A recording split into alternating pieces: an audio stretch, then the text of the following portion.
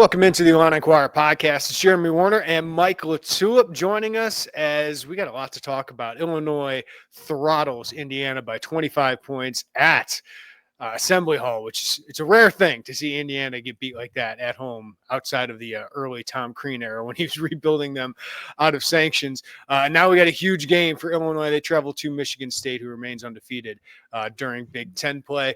We'll talk. We got to start talking about the Big Ten Player of the Year race.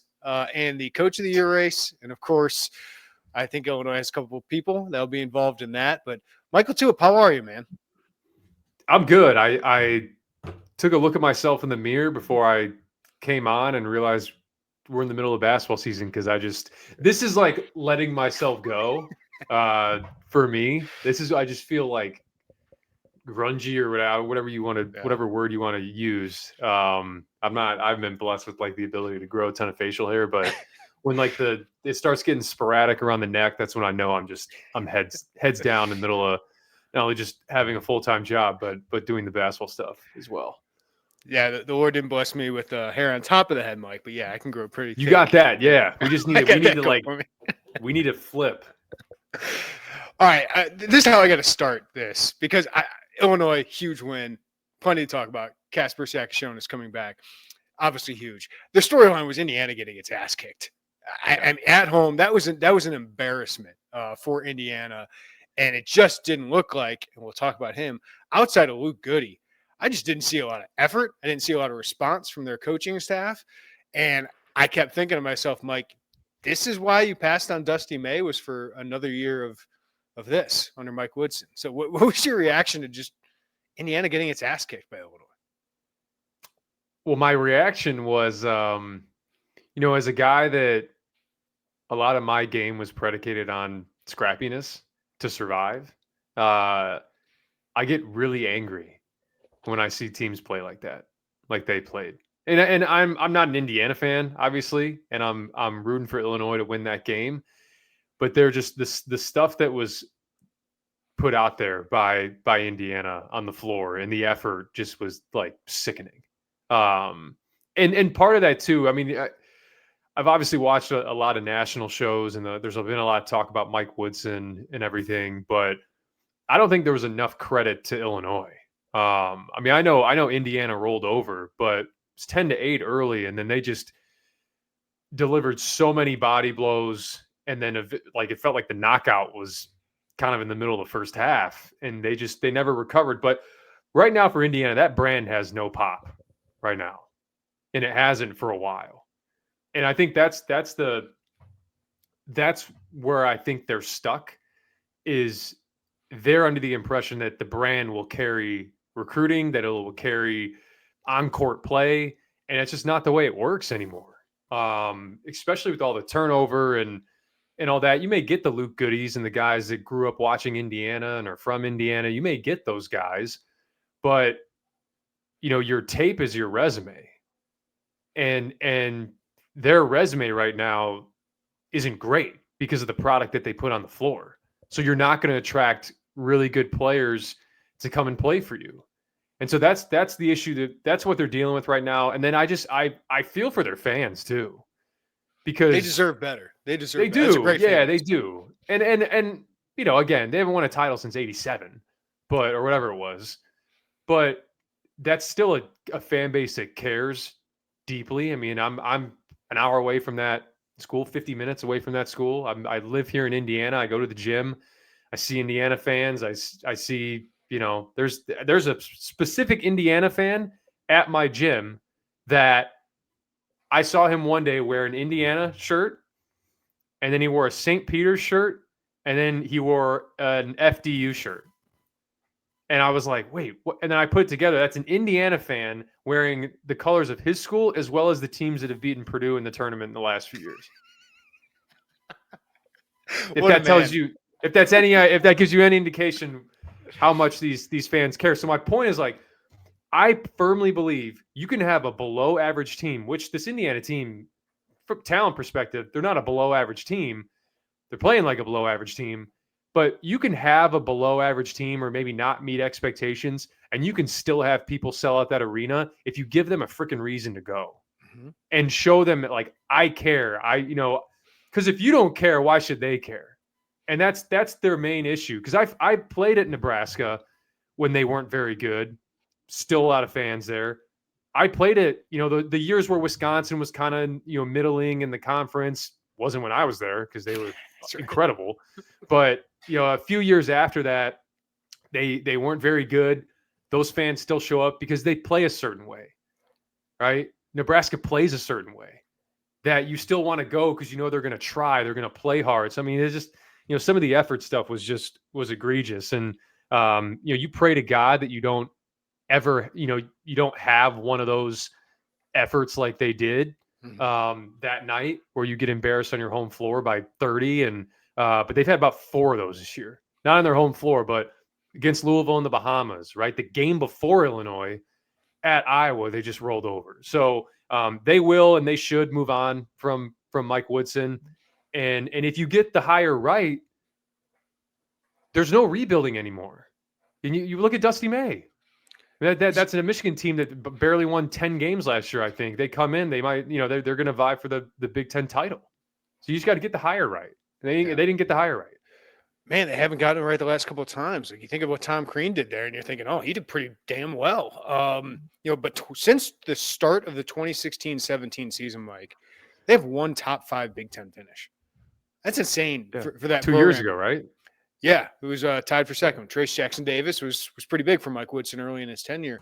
I think of what a Dusty May could do there with those resources. I think of what Chris Beard could do there. I personally think of what Micah Shrewsbury could do there. They should be able to get a coach like this, and they got to get out of their own way. But it was just really I don't want to make this all about Indiana, but it was really a juxtaposition of the leadership and of the coaching staff and of the roster building, right? That Illinois has got a team of transfers too that turned this entire thing over, and it looked like they all fit. They have more new players. And they all responded. Like, they respond to their coach. They have good game plans. Like, I thought for Illinois, it was kind of a reminder of, we got this thing rolling. Look what doesn't have it rolling right now with Indiana. And I think that's why you heard the boos, right? Because that first half was indicative of how far away that program is from being at the level that Illinois is at right now. That's why there was such a visceral reaction. I think it was like, man, we knew it wasn't great, but this disparity, because it wasn't like, man, Illinois just got hot and hit some threes. They did, but it was just, I mean, how do you want it? I mean, inside, outside, defensively. I mean, it was a clinic. So yeah, I mean, we'll see what they end up doing. I think personally they need a disruptor at the helm. Too many times I think they've tried to go for like the CEO politician type. You need somebody that's going to get those guys to play hard and play the right way. And it doesn't always work with the former alumni guys. It's working right now for Mark Pope at Kentucky, but he also has a way about him that is different than a lot of these former NBA guys and former, alumni legends that are coming back to their respective schools. I do want to say this, like Luke Goody was in the middle of some heated exchanges. I said on the podcast, I know Illinois fans probably weren't the happiest about him. Like, you would have been happy if he was doing that for your team, in my opinion. But at least that guy was playing hard. At least you cared. Like, you see him on the sideline screaming at his teammates. Like, he can't be having fun. I know the money's good. And I will say this, Illinois over-recruited him. So I do not fault Luke Goody for going home and playing for Indiana and wearing the candy stripes. But at least he was playing hard. Like, it looked like an Illinois player was playing for Indiana for a night. Yeah.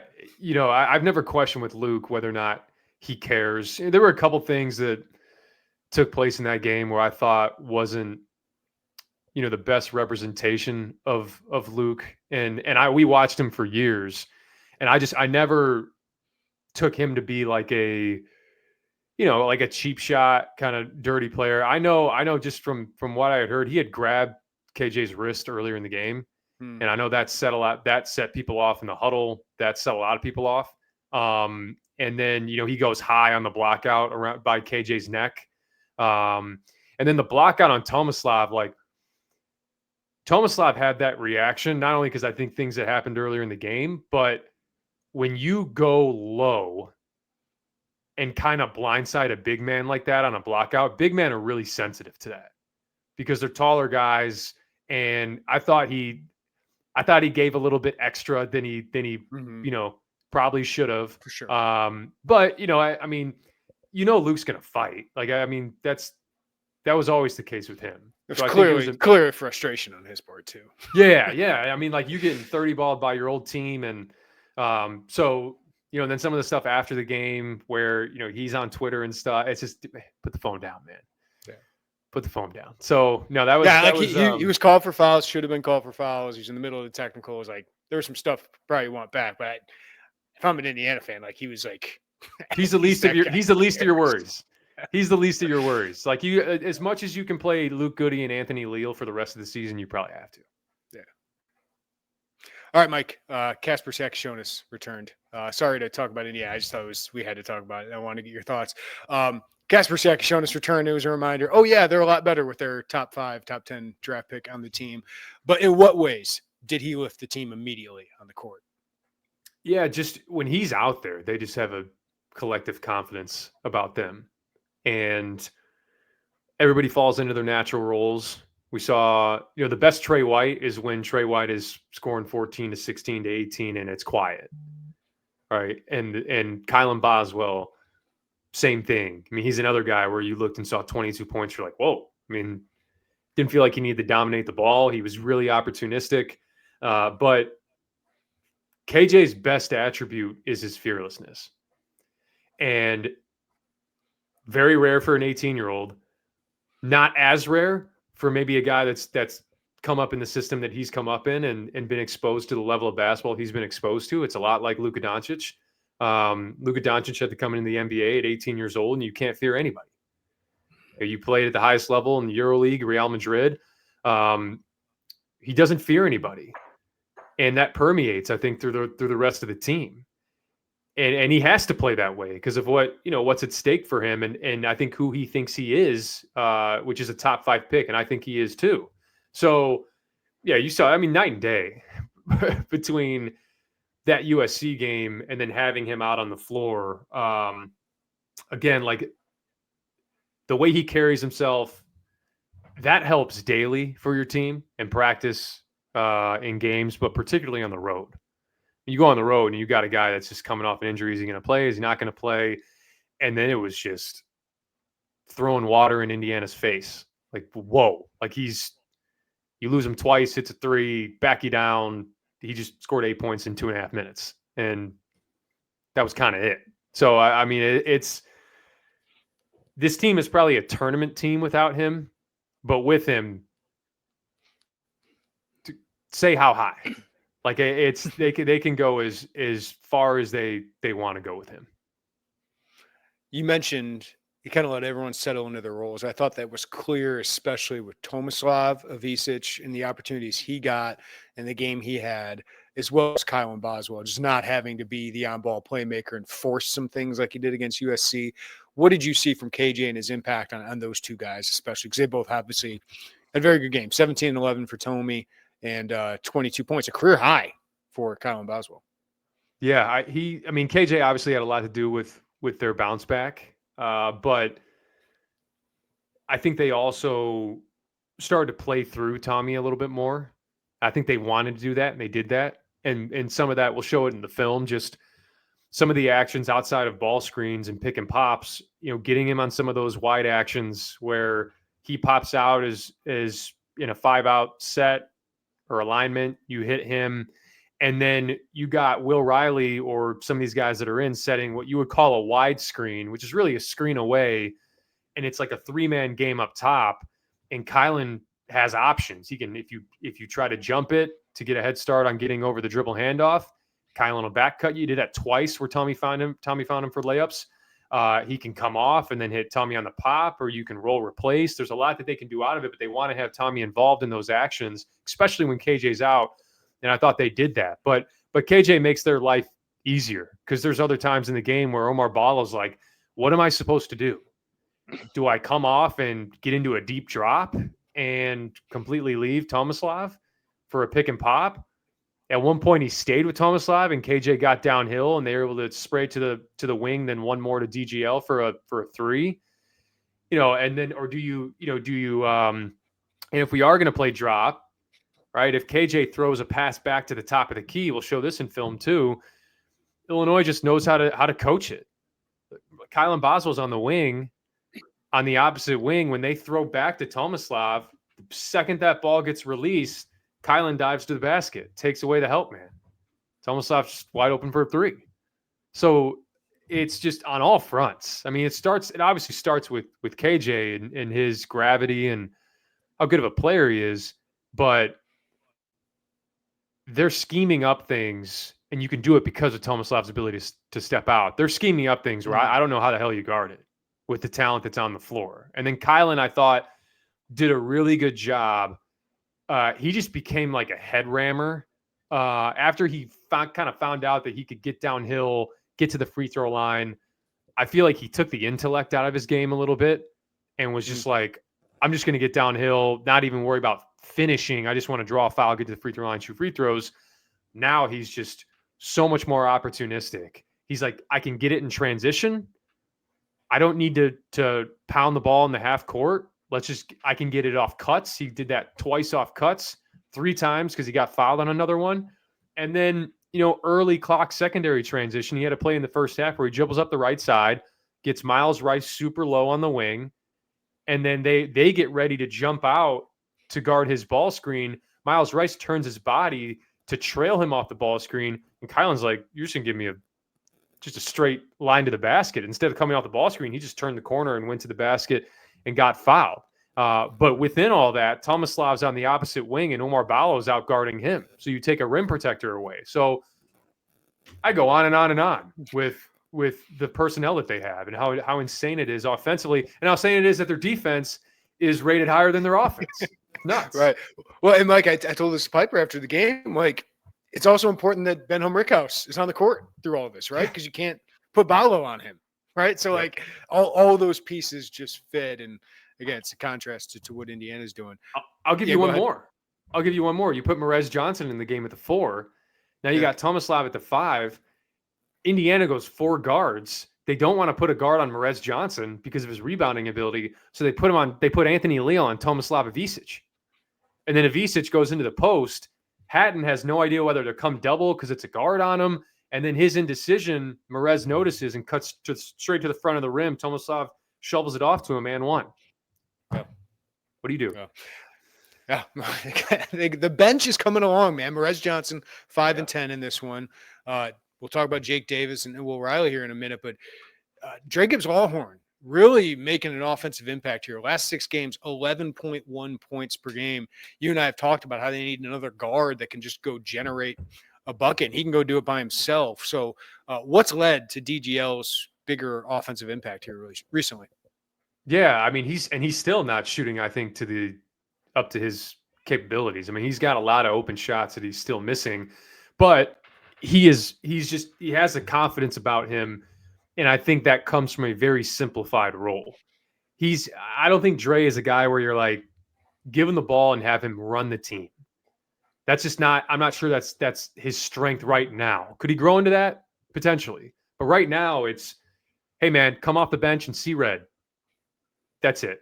You get catch and shoot look, great. They run you off the line, get all the way downhill to the basket, be a confrontational driver like he's been, finish athletically, and then defensively keep doing what you're doing. I think a lot of his confidence is stemmed from, what he does defensively. And that can always translate, because when you really man up defensively and you get into a guy and you take their ball and you level a guy off, that is like a rush of testosterone. I don't even know how to describe it, because it's just like, you cannot get by me. And that is like such a confidence booster that I think he's carried to the other end of the floor, where now he's dominated somebody, right? Like the feeling of dominating somebody. Yeah. Like physically dominating somebody like he does on the defensive end from time to time. And then offensively, I think he's translated that, being like, hey, good luck staying in front of me. And then when you challenge me at the rim, I'm going to explode into your body and try to get to the free throw line. And that's that mentality, just not putting too much on his plate, and just letting him go be Dre Gibbs-Lawhorn and fly around and be an athlete and kind of create havoc, that's been a really, really big boost for them off the bench. All right, what do we make? Jake Davis, 19 minutes. Will Riley, 10 minutes in this game, Mike. Jake's more dependable right now. He's more dependable right now. You know what you're going to get when you put Jake Davis in the game. He's not going to take bad shots. He's going to take catch and shoot looks. He's going to crash the offensive glass. He's going to compete defensively. And for a coach, sometimes we've always talked about, hey, the reason's bigger to keep you on the floor, take you off the floor. Jake doesn't give you a ton of reasons to take him off the floor. And he is giving Brad a lot of reasons to put him on the floor in certain spots because, just with whatever offense alignment you have, with whatever personnel you have defensively, he's going to be in the right spot. And that's really good for Will, because I think that's a guy like that in the rotation that can challenge you and say, hey, man, because I think Will had a good game against Indiana.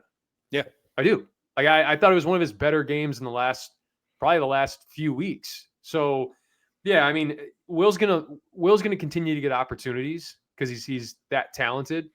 But it was notable. I mean, I think he was the 9th guy to check in on Tuesday. So I still think we're in the next 5 games, we're going to get a Will Riley 3-point barrage. I think he's going to hit at least 2 or 3 threes in a game here coming up in the next 5 games because he's getting the looks, he's open, and they're bound to fall. He took better looks against Indiana. Like, yeah, the way I would describe it is it feels like Jake, is not going to hurt you, Mike, and he's not going to disrupt things in a negative way. Will can disrupt things in a negative way offensively when he just kind of tries to do it all himself. So I thought he did simplify Will against Indiana, and I thought he helped the team. Like, I thought they were 10 good minutes. It was just only 10 minutes. Yeah, and look, we talked about it after the USC game, the Penn State game. When he's not pressing and when he's just sinking back into the flow of the offense, I think he ended up being 2 for 5 from the field in the game, but another game for him. I mean, he was 6 assists, 1 turnover against Penn State, 2 assists, 0 turnovers against Indiana. I mean, that's the kind of stuff you want to see from a guy coming off the bench. You can't be a high turnover guy off the bench. And, he got a couple of his free throws just from running the floor, transition. Balo fouls him on a drive and transition. And then, he offensive board, I think, being in the right place at the right time. And the clip that was circulating that everybody was giving Omar Balo crap for was Will continuing to crash the offensive glass, being in the right position, the putback. And then, he had his middle of the floor array of spins into a jumper in the second half. So he doesn't need to do too much, right? And I think, NBA organizations are still going to be intrigued by his upside just because of his size, and he's at least shown that he can shoot the ball. It's just, you would like, if he wants his minutes to increase, he's going to need to be more additive in different areas. And I think he's trending in the right direction there. All right, this is the only game at Michigan State, 11 o'clock in the morning, noon Eastern time on Sunday. It's the only game in 8 days. And boy, it feels like a huge one, Mike. You get a longer prep for it. You get longer after it to prep for Maryland. But huge matchup at a tough place to play in Breslin Center. And a Michigan State team that, I feel like Michigan and Illinois are the teams that are just matchup kind of nightmares. You feel like they can overwhelm you at times. Michigan State just feels deep. They feel like veterans. They feel like they're well coached. This feels like a Tom Izzo team. So I don't know if they're overwhelming outside of their depth. It's a good team right now, undefeated in the Big Ten. So what do you think of this matchup? It's a really good team. And the 11 a.m. thing, man, I'm so sick of hearing of it. I'm not even saying that to you. I'm just saying in general, the dreaded 11 a.m. game. Dude, you're CBS Sunday morning against a ranked opponent at their house. Get your ass up and get ready to play.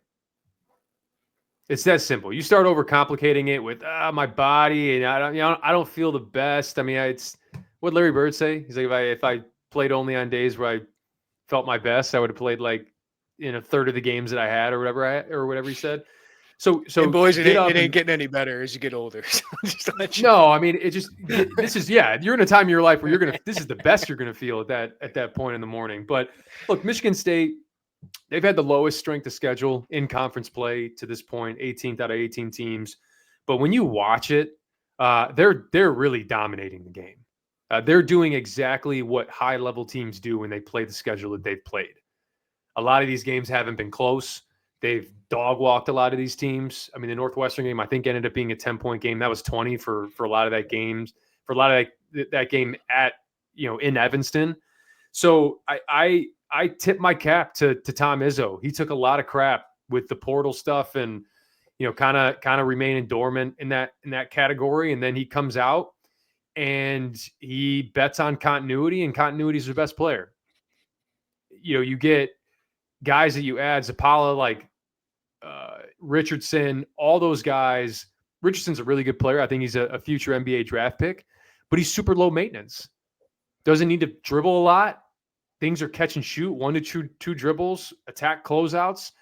Every guy that they've gotten hasn't taken away from what they are and what they can be. And then you get steps forward from Akins. Then you get steps forward from Booker and Fears, and like handing the keys over to Fears and AJ Hogarth being gone. And you can play with more of an up-tempo pace, which is the way Tom Izzo's always wanted to play. Quick story, and I'm not even sure, like, me sharing this statute of limitations, it's probably illegal at the time. It's probably illegal at the time, but I'll say it anyways because I'm not sure anything could really come of it. But when we played Michigan State, my sophomore year, maybe, really good. Gary Harris, Bryn Forbes, they had Travis Trice. I mean, they were loaded, and they played so fast. I think Denzel was on that team as well. I mean, they played insanely fast, and we're prepping for them. And I was on the scout team at the time. And you know who happened to be at practice that day that could help us and hop in and be a point guard and push the pace? D Brown. Nice. So D hopped into practice and D pushed the ball. And it was just, and even when you're playing, like I'm playing, D and I are playing together, and it's like, and I gotta go, I gotta run, and the strain it put on the defense and on our starters, it was just, it was crazy. And they're back to playing that way. Can I ask you? I know you didn't grow up as like the hugest Illinois fan, but what was that like to play with jersey popping, headband wearing, braided D Brown? Oh, I'll tell you. I mean, I was not an Illinois fan growing up. We moved a lot when I was growing up, but I do remember my older brother was actually a North Carolina fan. So in 2005, we were watching the game, and he was like a diehard Carolina fan. And then I'm watching the game. I love that Illinois team. Love D, love Luther, love Deron. And so my first open gym at Illinois was a freshman. The first thing I did on campus at all in the summer, D happened to be there and was playing open gym with us. And I remember after open gym, he comes up to me. I played well. I think he liked the way that I played because I could shoot it, scrapped, all that stuff. And he comes up to me afterwards and he's like, "Yo, give me your number, man. Hey, give me your number. Like, lock me in. Like let's keep in touch." And I was like, "This is crazy." It's like, this is D Brown. And then I text him. I'm walking back. I'll never forget it. The 6-pack dorm area. Yep. I was in Scott Hall. And I remember walking through this little courtyard area, and I'm like, just send him a text, man.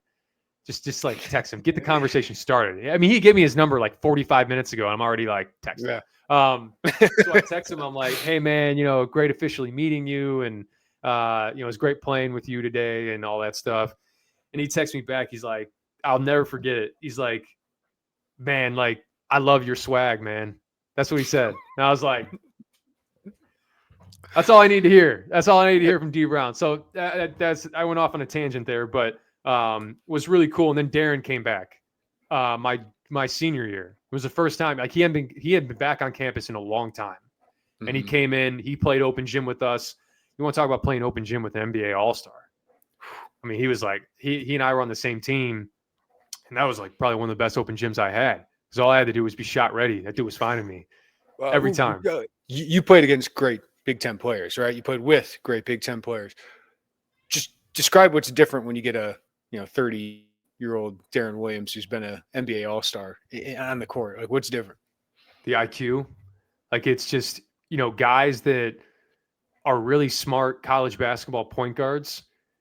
They can make the right read and they can manipulate a defense, but it's the guys like Deron and D who can do it like 2 to 3 steps before people can actually do it. Like Deron would just be like, he pulled me aside on, they were shooting a free throw and he's like, if you just run to the corner, sprint to the corner, that ball will end up in your hands. And I'm like, okay. So, we got a defensive rebound. I put my head down, I sprint down to the right corner and like I turn and the ball, it's like a receiver like running a route and it's an anticipation coming out of the break. Route. Like, yeah, I ran down to the right corner and the second I like turned to see what was happening with the play, the ball was like 5 feet away from directly in my chest. And I was already down, shot ready, catch, boom. And I was like, just how quickly we did it, the pace. I was like, damn, this is fun. Like I would love playing with this guy. So that's the difference. Cool. That's the difference. Those guys, they're so unselfish. They have just an otherworldly IQ when it comes to the game. And so that was, those are memories I look back on in my career. Yeah, the games and the wins and all that stuff, but going to the NCAA tournament, all that stuff. But like having those guys of that stature in Illinois history come back and play with you, and then for you to like be a part of it and be like, man, this is why they were really good, is one of the coolest memories I think I had as a player. Again, that's another tangent. Yeah, no, I love that tangent. That was great. Thanks for sharing that. So what does Illinois have to do against Michigan State to come out of there with a victory, Mike? They did it a couple of years ago with Kofi and Trent obviously playing out of their minds. But what's the key in this one? Yeah, you got a 6-0 Michigan State team. That Breslin Center there's not many places like it when they got it rolling, man.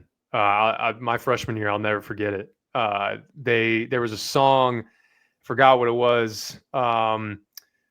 But one of the lyrics in it was, and so maybe some people hearing this will know the song, but there was a lyric in it, and not to like I don't want to make like a drug reference, but the line was pop the Molly, I'm sweating, woo, and the whole arena in warmups did the woo at the same time, and it was like jarring. It was crazy. Yeah. So that's what they're in Trinidad for, because it was Trinidad James gold. Yeah, it was all gold everything or something. Yeah. Trinidad James. So you got to come in there and be ready for probably a top 3, 2, maybe the best road environment you're going to play in all year on CBS primetime game. And look, this is the best team that Michigan State's played all year. I'll just flat out say it. This is their toughest challenge, and they know that.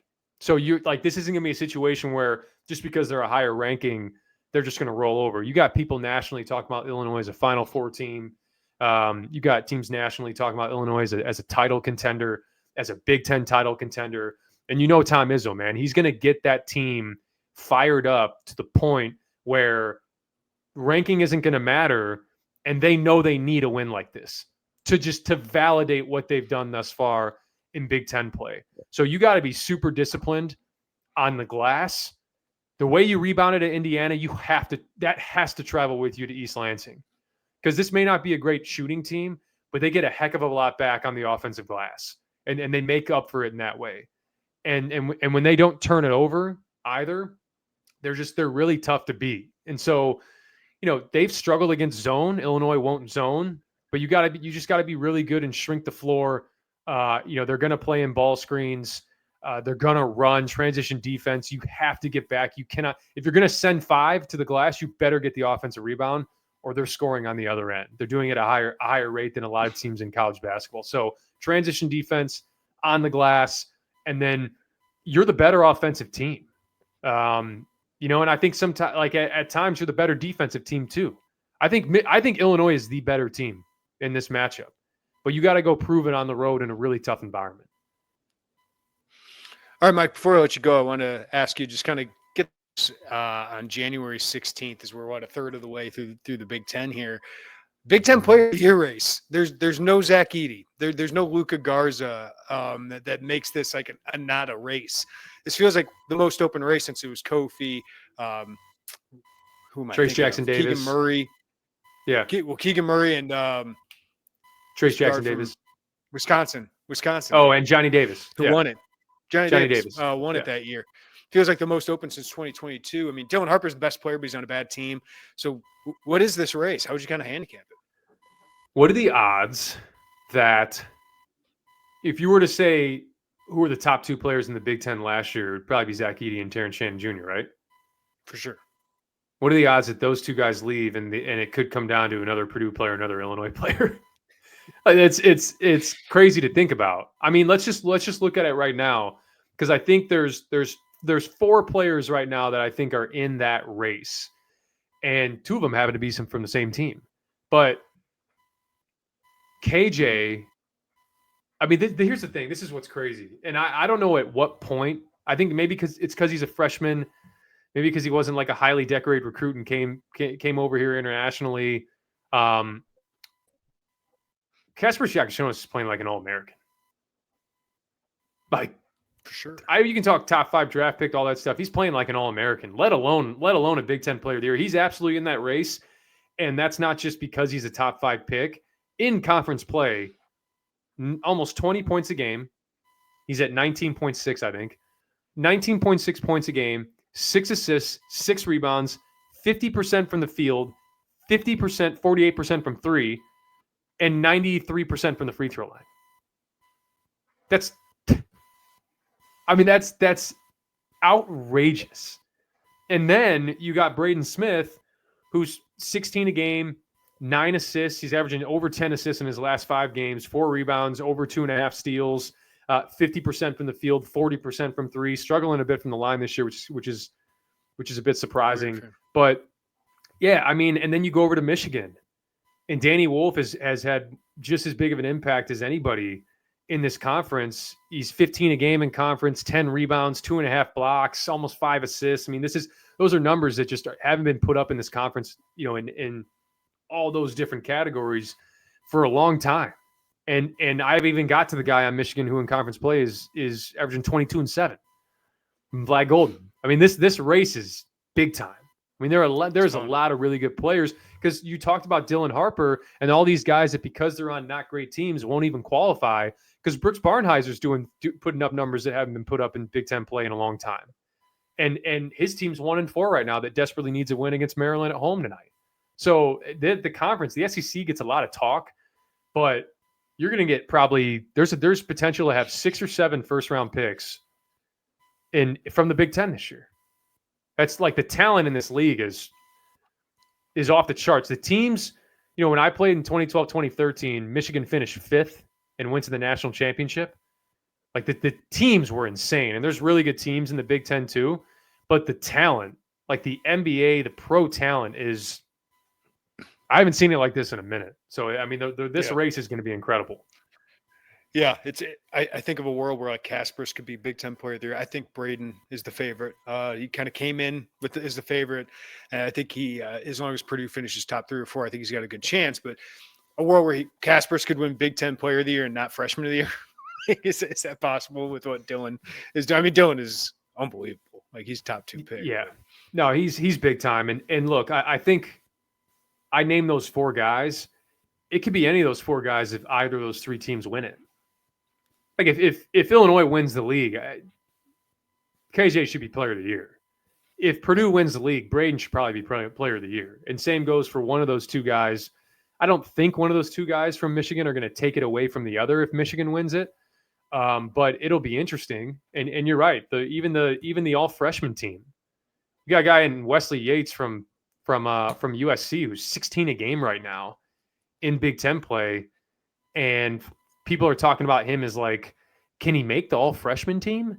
It's just it's crazy, because I mean there 2 years ago, I think it was, you were pulling guys that weren't even in double figures scoring on that freshman team. It's great. It's just nuts.